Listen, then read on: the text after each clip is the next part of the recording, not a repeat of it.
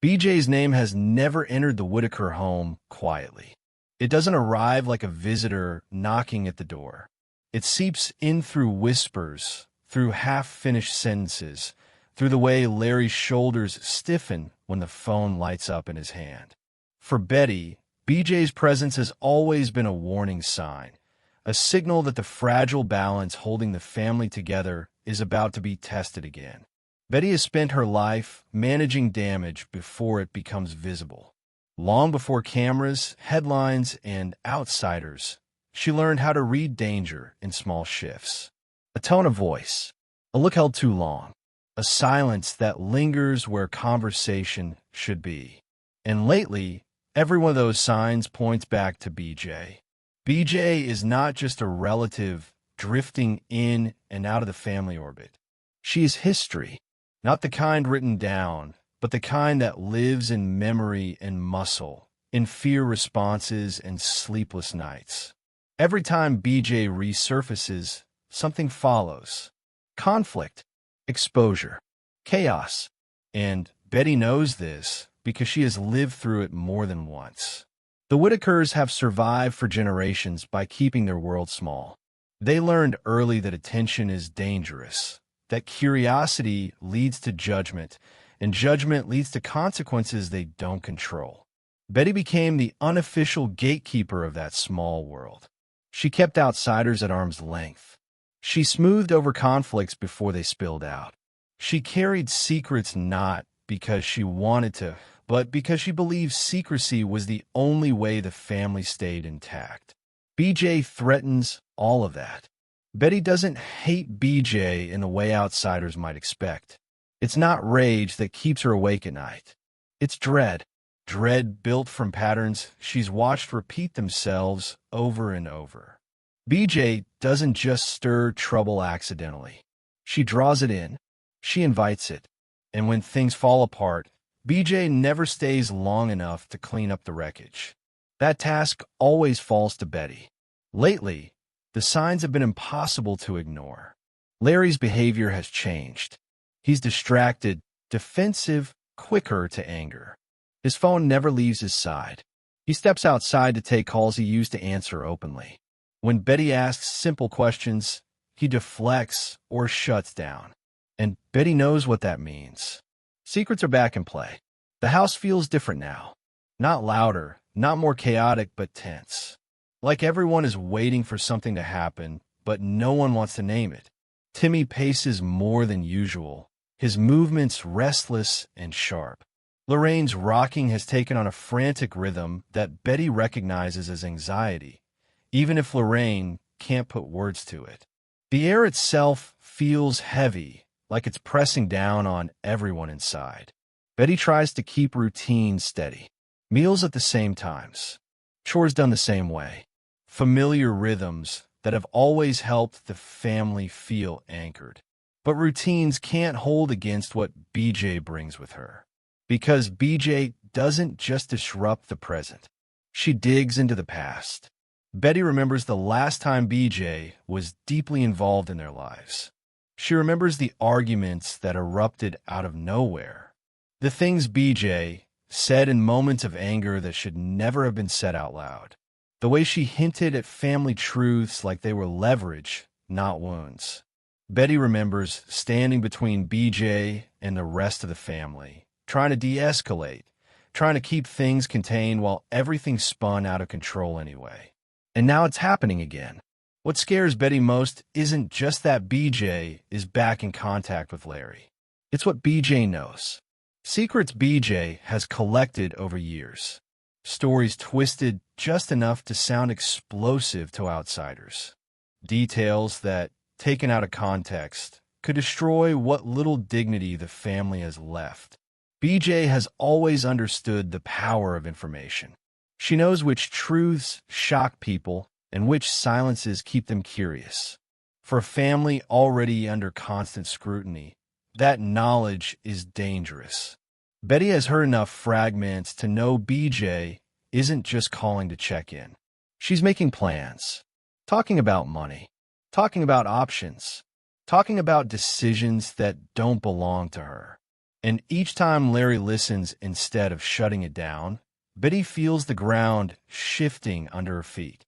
She wants to confront him, demand answers, force everything into the open. But she knows Larry too well. Cornering him will only drive him deeper into BJ's influence. Larry has always struggled with guilt, with loyalty, with the idea that turning someone away makes him responsible for what happens next. BJ knows that. She has always known exactly which emotional strings to pull. Betty carries a different kind of guilt. Hers comes from responsibility, from knowing that if things fall apart, the fallout will land on people who can't protect themselves. On Timmy, on Lorraine, on the younger ones who don't fully understand why the world keeps intruding on their lives. Betty sees herself as the last line of defense, and that weight is exhausting. At night, when the house finally goes quiet, Betty lies awake replaying conversations in her head. She wonders what BJ has promised Larry this time. Help? Money? Escape? She wonders what BJ wants in return. Access? Control? Information? BJ has never done anything without expecting something back. The fear isn't abstract anymore. It's specific. Betty worries about outsiders showing up again, about stories being told without context, about authorities asking questions that don't have simple answers, about decisions being made over the family's heads while they struggle just to understand what's happening. She's seen how quickly things can spiral once attention returns. Once people start watching, everything becomes evidence. Every mess, every argument, every moment of confusion. BJ knows how to light that fuse. Betty also knows something else that scares her even more. Larry is tired. Tired of being judged. Tired of carrying responsibility. Tired of feeling trapped. And when people are tired, they make choices they wouldn't normally make. Choices that promise relief but deliver destruction. BJ represents an escape to him. A voice saying there's another way. Betty sees that danger clearly, even if Larry can't. She starts paying closer attention, listening more carefully, watching where Larry goes, who he talks to, how often BJ's name slips into conversations before being cut short. She notices small changes in the family's dynamics. How Timmy flinches when he hears certain words. How Lorraine grows more agitated on days Larry spends time away from the house. The truth is pressing closer, and Betty can feel it. BJ's secrets aren't just personal. They're structural. They threaten the entire foundation of the Whittakers' world. And Betty knows that once those secrets are spoken out loud, they can't be taken back. They'll belong to everyone. To strangers. To commentators. To people who don't care about consequences. Betty doesn't want to protect lies. She wants to protect people. But BJ doesn't see the difference. What hurts most is realizing that Larry, the one person Betty has always relied on, may already be choosing a different path. Not out of malice, but out of weakness, out of fear, out of exhaustion. And BJ is counting on that. Betty stands at a crossroads she never wanted to face. She can continue holding everything together, hoping the storm passes. Or she can confront the truth head-on, knowing that doing so may shatter the family she spent her life protecting. She knows one thing for certain now. BJ's secrets won't stay buried. They're already surfacing in whispers, in tension, in the way the house itself seems to hold its breath. The question is no longer whether the truth will come out. The question is how much damage it will do when it does. And whether Betty can survive being the one forced to face it first. What do you think is really driving BJ's return? And do you believe Betty can stop what's coming, or is the truth already too close to contain? Comment below. Betty doesn't sleep much anymore. When she does, it's light and fractured, the kind of rest that leaves her more tired than before. Her mind stays alert, listening for footsteps, for voices, for the soft buzz of Larry's phone lighting up in the dark. Every sound feels like a warning. Every silence feels loaded. She has started measuring time differently, not in days or weeks, but in moments when BJ's influence creeps closer. A call here, a visit there, a conversation that ends too abruptly. Betty notices everything now because she has to. She knows that once BJ gains momentum, things move fast, and the people who suffer most are the ones least able to understand what's happening. Betty thinks often about the cost of knowing. For years, she believed ignorance was a form of protection. If certain things stayed unspoken, maybe they couldn't hurt anyone. But BJ doesn't operate by that logic. BJ weaponizes truth. She knows which stories cause outrage, which details sound sinister without context, which fragments can be stitched together into something explosive. And that terrifies Betty more than outright lies ever could. The hardest part is watching Larry drift. Not physically, but emotionally. He used to talk things through with Betty, even when they disagreed.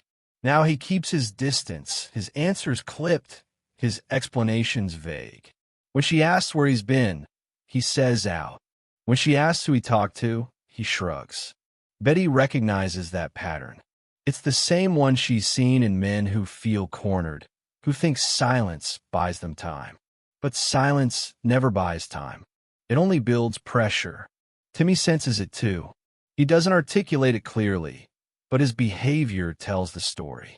He shadows Betty more than usual, lingering near her whenever Larry steps outside. His pacing grows sharper when BJ's name comes up, his body responding before his words ever could. Betty knows Timmy remembers more than people give him credit for. Trauma has a way of imprinting itself deeply, especially when no one ever explains it. Lorraine, too, has been more unsettled. Her rocking is faster, her sounds more urgent. Betty has learned to read those cues over decades. This isn't random agitation. This is fear. Lorraine doesn't know BJ by name the way Betty does, but she remembers the energy, the disruption, the feeling that safety is slipping away. Betty carries the weight of all of it. She starts piecing together fragments she's overheard. Mentions of money, of documents, of fixing things once and for all. Phrases BJ has used before, always just vague enough to sound helpful, always specific enough to be dangerous. Betty understands what those words usually mean in practice. They mean decisions being made without consent. They mean shortcuts that leave others exposed. They mean consequences someone else will have to live with. One afternoon, Betty notices Larry cleaning out old papers. Not in a careful, organized way, but hastily, as if trying to find something specific. When she asks what he's doing, he snapped back sharper than he intends to. The apology comes quickly, but the damage is done. That edge tells her everything she needs to know. BJ isn't just talking. She's pushing. Betty begins to understand that she is no longer just dealing with a person. She's dealing with a plan. BJ has always been good at inserting herself into moments of vulnerability. She appears when people are tired, overwhelmed, desperate for change. And right now, the family is exhausted. The years of attention, judgment, and instability have taken their toll. Betty knows BJ sees that exhaustion as opportunity.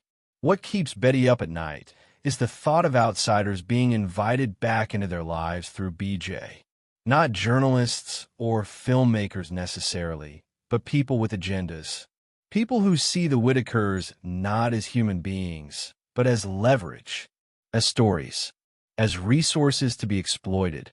BJ has flirted with those worlds before, and it never ended well. Betty starts quietly preparing, not in dramatic ways, but in small, practical ones. She makes copies of important papers. She keeps notes of dates and conversations. She listens carefully when Larry talks, even when he thinks she's distracted. She doesn't confront him yet. She's waiting for the right moment, the one where denial won't be an option. The emotional toll is heavy. Betty feels isolated even within her own home. She can't fully confide in Lorraine. Timmy understands fear, but not strategy. And Larry, once her closest ally, now feels like someone standing on the other side of a widening gap. BJ has always thrived in those gaps. Betty wonders if Larry realizes how much power he's handing over, or if BJ has framed it all as temporary, just until things get better, just until the pressure eases. BJ has always promised relief without explaining the cost. One evening, Betty overhears enough to know the situation is accelerating. Larry's voice is low but intense. He's repeating BJ's words back to her, as if rehearsing them. They don't need to know. It's for the best. We can handle it. Betty feels a chill settle in her chest. Those phrases aren't Larry's. They're BJ's. She recognizes the cadence, the justification wrapped in concern.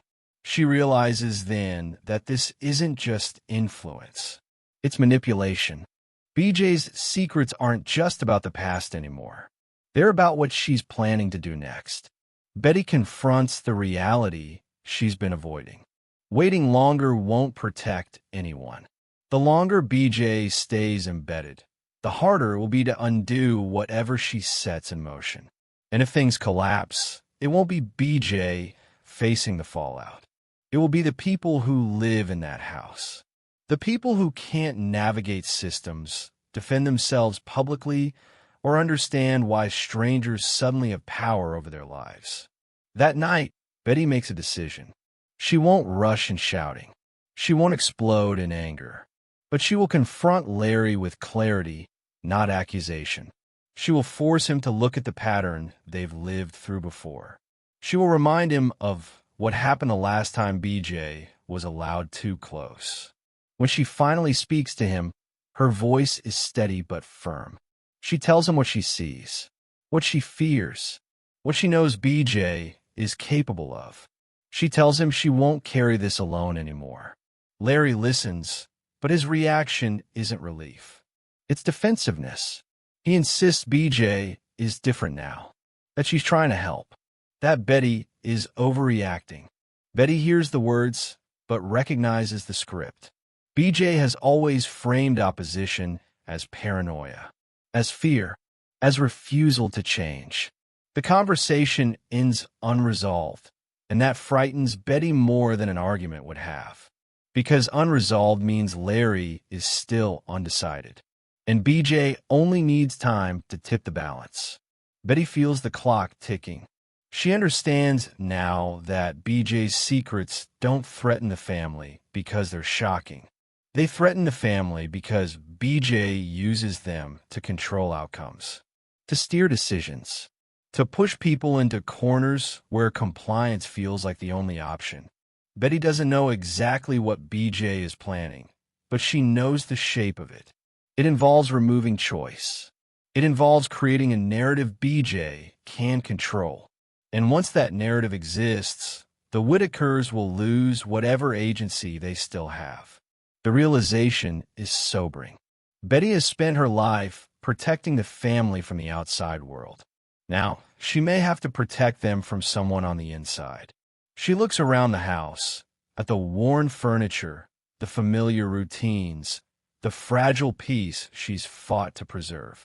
She knows it isn't perfect, but it's theirs. And BJ threatens to take that away in ways that can't be reversed. The truth is no longer something Betty can manage quietly. It's pressing outward, demanding action. And for the first time, she accepts that facing the truth may mean losing control of the outcome. But doing nothing would mean losing everything. As BJ's influence tightens and Larry's resolve wavers, Betty stands at the edge of choice she never wanted. Speak up and risk collapse now, or stay silent and guarantee it later. Which path would you take if protecting your family meant confronting a truth that could destroy it? Comment below. Betty wakes before dawn, the house still wrapped in that uneasy quiet that has become familiar. She sits at the kitchen table with a cup of coffee she barely touches, staring at the same spot on the wall where the paint has peeled for years. It feels symbolic now. Something worn thin from pressure, ready to give way. She knows part 3 of this story isn't about BJ alone anymore. It's about what happens when denial becomes a choice. And Larry is standing right in the middle of that choice. Over the next few days, Betty notices subtle but unmistakable shifts. Larry isn't just talking to BJ. He's acting on her influence. Small things at first. He moves items without telling her. He discourages Timmy from sitting near the camper. He starts speaking in terms of later and soon, phrases that suggest plans already forming elsewhere. Betty feels the ground slipping beneath her feet. She begins to understand that BJ isn't pushing from the outside. She's positioning herself as indispensable. She frames herself as the only one willing to handle things, the only one brave enough to confront outsiders, the only one who understands how the world really works. It's a familiar tactic. BJ thrives when others feel overwhelmed. She offers certainty in exchange for control. Betty hears it in Larry's voice now. When he talks about problems, he talks like someone repeating instructions. When Betty asks direct questions, he deflects with vague reassurances. He tells her not to worry, that everything is being taken care of, that she doesn't need to stress herself. That phrase hits Betty hard. You don't need to stress yourself. It sounds like concern, but Betty recognizes it as dismissal, as removal, as the first step towards sidelining her. She realizes BJ isn't just threatening the family's stability. She's threatening Betty's role within it. Betty has always been the anchor, the organizer, the one who knows where things are, how routines work, who needs what and when. BJ's presence disrupts that balance deliberately. By isolating Larry emotionally, by making Betty seem overly cautious or fearful, BJ is reframing authority. And it's working. Timmy becomes increasingly anxious. He clings to familiar habits, repeating motions more frequently, reacting sharply to raised voices. Betty notices that whenever BJ's name comes up, his agitation spikes. He may not understand the details, but his body remembers the chaos BJ brings. Lorraine's distress becomes harder to soothe. Her sounds take on a sharper edge, her movements more erratic. Betty knows this isn't random. Lorraine senses instability the same way animals do. The environment has shifted, and her nervous system is reacting. Betty feels guilt creeping in, not because she caused this, but because she sees it happening and hasn't stopped it yet. She starts asking herself hard questions. What if confronting BJ directly makes things worse? What if pushing Larry forces him to choose sides? What if the family fractures beyond repair? But then she asks a harder one. What if she does nothing? The answer is clear. Doing nothing gives BJ time. And time is BJ's greatest weapon. Betty decides to test the boundaries. She calmly tells Larry she wants to be included in any decisions moving forward. She doesn't accuse. She doesn't raise her voice. She simply states it as fact. Larry bristles. He says she's overthinking, that she should trust him. Trust. Betty has trusted Larry her entire life. But trust without transparency isn't trust. It's submission. And BJ is counting on Betty accepting that. Later that night, Betty overhears part of a conversation she wasn't meant to hear. Larry is outside, voice low, agitated. He's repeating BJ's words again. She doesn't need to know yet. It'll just upset her. We'll tell her after. After what? That question echoes in Betty's mind long after Larry comes back inside. She realizes then that decisions are already being made without her. Significant ones. Decisions that affect everyone. The betrayal cuts deep, not because Larry is malicious, but because he's being manipulated into believing secrecy is kindness. BJ has convinced him that protecting Betty means excluding her. And That is perhaps the most dangerous lie of all. Betty feels something shift inside her. Fear gives way to resolve. She remembers every time she cleaned up the mess after BJ left chaos behind. Every time she picked up emotional pieces while BJ moved on. She remembers how outsiders reacted, how quickly blame fell on the family, how little protection they received. She won't let that happen again. Betty begins documenting everything. Dates, statements, changes in behavior. Not because she wants conflict, but because she understands accountability matters. If BJ's plans involve outsiders, paperwork, or authority figures, then details will matter. Silence will no longer protect them.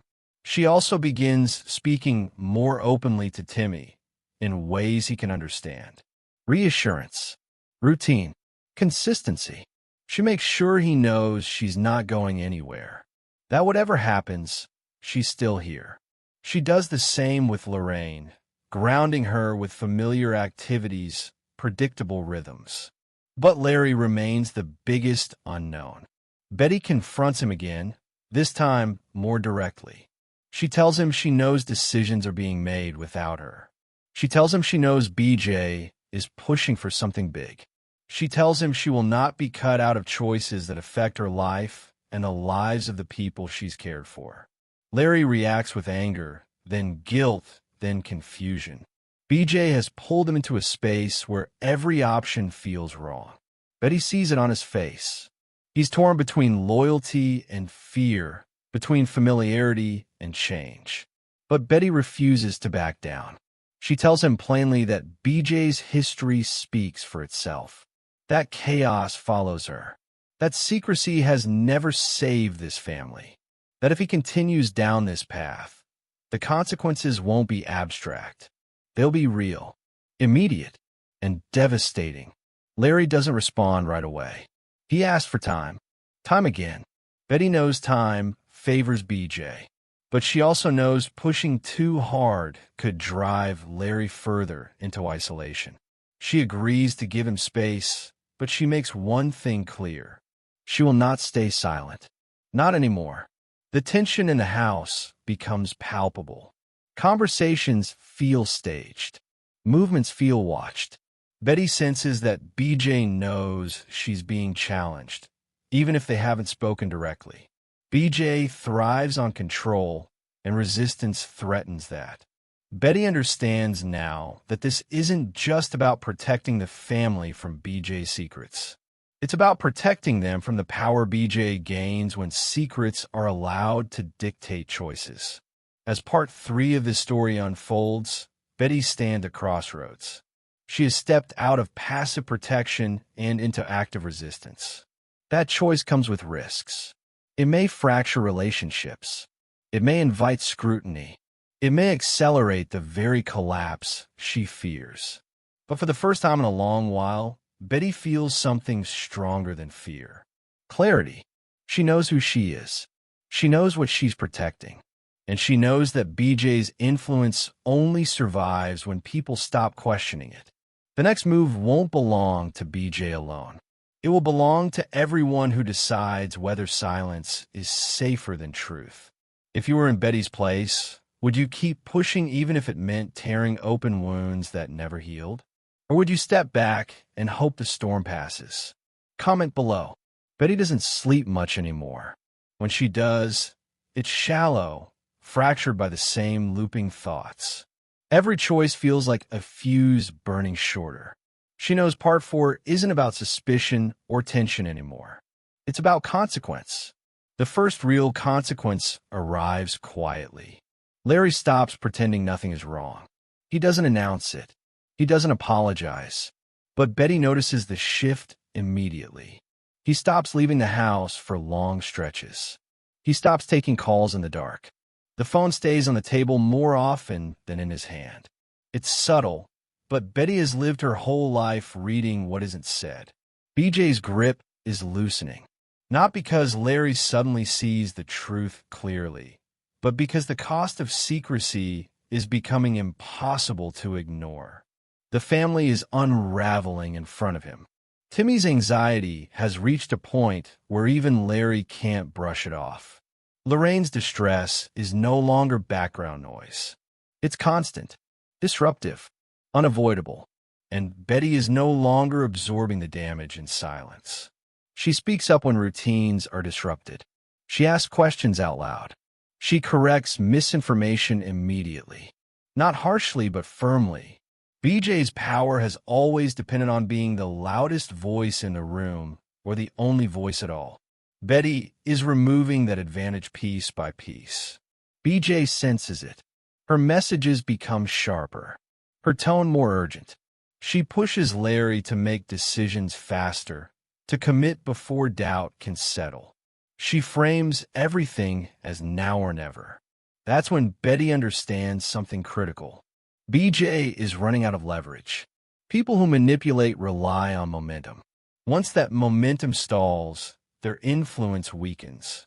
Betty sees the cracks forming in BJ's strategy. The certainty BJ once projected is slipping, replaced by impatience. Betty uses that.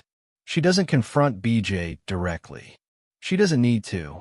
Instead, she focuses on grounding the household. She reinforces structure. She reclaims small decisions that had quietly been taken from her. Meals, schedules, who comes and goes. Familiarity becomes her shield. Larry notices. One evening, he finally sits down across from her at the kitchen table. No phone, no excuses, just exhaustion.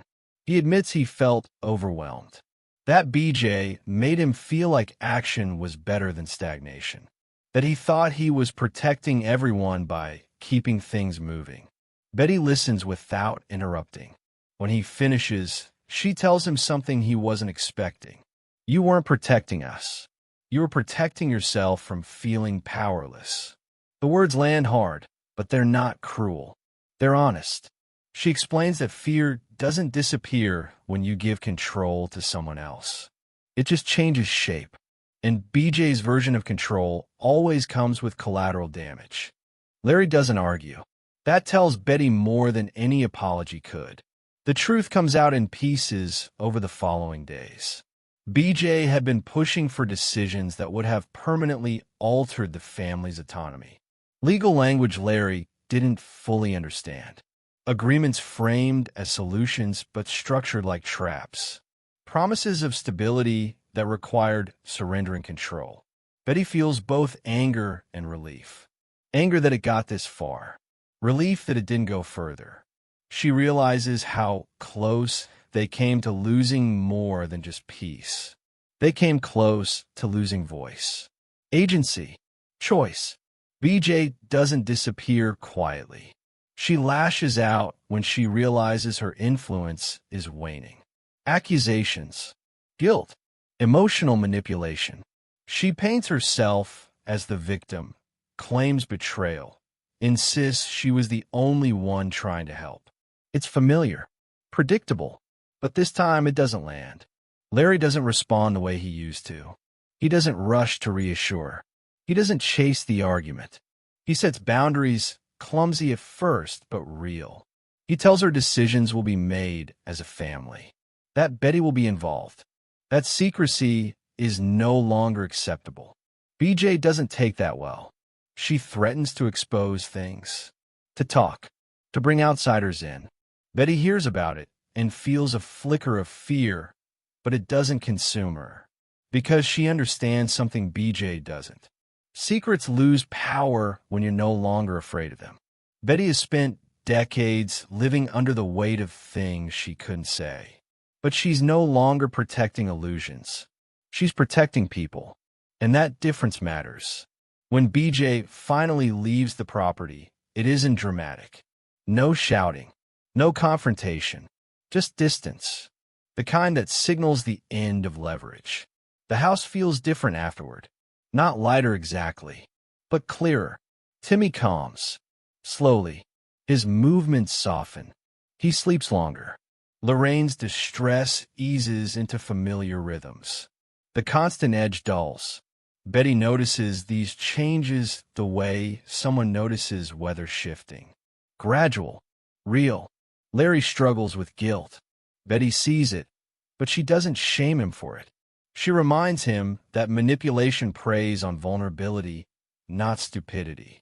That acknowledging mistakes is how cycles end, not how they repeat. The family doesn't heal overnight. There are still fractures, still tension, still the long shadow of what almost happened. But the threat has changed shape. It's no longer external and looming. It's internal and manageable. Betty feels older, but also steadier. She knows the world may still watch, may still judge, may still misunderstand. But she also knows something else now. Silence is not the same as safety, and secrecy is not the same as protection. BJ's secrets were dangerous not because of what they contained, but because of how they were used, as leverage, as fear, as a way to control outcomes without accountability. Betty refuses to let that happen again. She doesn't pretend the family's story is simple or clean. It isn't, but it's theirs, and no one gets to rewrite it from the shadows anymore. As part 4 closes, Betty sits on the porch at dusk, listening to the sound she knows by heart. The house isn't perfect. The future isn't guaranteed, but the threat has been faced, not avoided. And that matters, because sometimes the bravest thing a person can do isn't escape. It stands still long enough to stop someone else from dragging you into chaos. Betty didn't just face BJ's secrets. She faced the cost of silence, and she chose differently. Do you think Betty did the right thing by confronting the truth head-on, even knowing it could fracture the family? Or would you have handled it another way? Share your thoughts in the comments. Thank you for watching this video. Click here to watch another video that might interest you.